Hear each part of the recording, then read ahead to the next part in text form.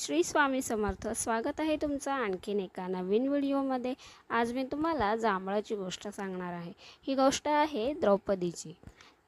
लहानपणी जेव्हा आम्ही आमच्या मामाच्या गावाला जायचो ना, तेव्हा माझी आजी खूप छान छान गोष्टी सांगायची. त्याच्यातलीच ही गोष्ट आज मला जांभूळ खाता खाता आठवली. काय झाले, कुठल्या तरी एका समारंभात द्रौपदीच्या नजरेला कर्ण पडला. तर तिला त्यावेळेला माहीत नव्हतं की हा सुद्धा पांडवच आहे. पण तिला असं तिच्या मनात त्याचं देखणेपण पाहून क्षणभरासाठी ती मोहित झाली.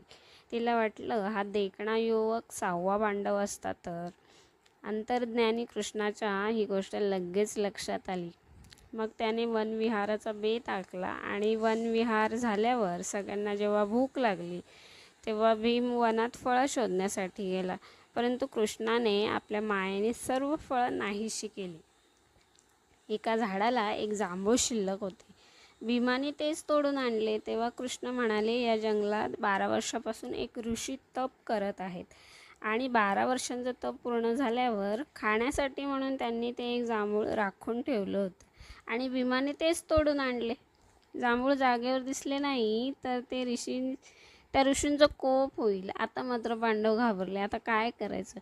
तेव्हा कृष्ण म्हणाले, असं बघा, तुमच्यापैकी ज्याचं मन स्वच्छ असेल, ज्याच्या मनात कधीच परपुरुषाचा परस्त्रीचा विचार आला नसेल, त्याने मनापासून प्रार्थना करावी, म्हणजे जांभूळ आपोआपच झाडाला जाऊन चिकटेल. आता सगळ्यांच्या नजरा द्रौपदीकडे वळल्या. द्रौपदी पण मनातून थोडी घाबरली. मग मनोमन तिने कृष्णाची करुणा भाकली आणि ती बोलली, पुन्हा अशी चूक होणार नाही. थोड्या वेळासाठी का होईना, पण माझ्या मनात असा परपुरुषाचा विचार आला होता, पण याच्याने काय म्हणतात, असा विचार परत कधीच येणार नाही.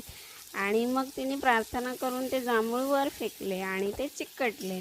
पण ते चिकटले काय, ते उलट्या बाजूने चिकटले. तर अशी आहे ही जांभळाची गोष्ट. एकूणच सांगायचं काय, तर या गोष्टीतून काय बोध मिळतो, तर जांभूळ हे पापाचं प्रतीक म्हणून त्याला देवाच्या पूजेत म्हणा किंवा उपवासाच्या फळांमध्ये स्थान नाही. जांभूळ खाल्लेलं लपवताही येत नाही. थोडक्यात काय, तर केलेलं पाप हे लपत नाही. तर अशी होती ही आजची गोष्ट. तर आज झालं असं की आहोंनी गार्लिक ब्रेड टोस्ट बनवला होता आणि तो खूप छान झाला होता. मग मी ही कारल्याची भाजी केली होती. काही नाही करायचं, अगदी कापून मीठ लावून ठेवून द्यायची 15 मिनटं. मग ती स्वच्छ पिळून घ्यायची आणि नेहमीचे मसाले वापरून आपली चमचमीत अशी भाजी तयार होते. तर असं होतं.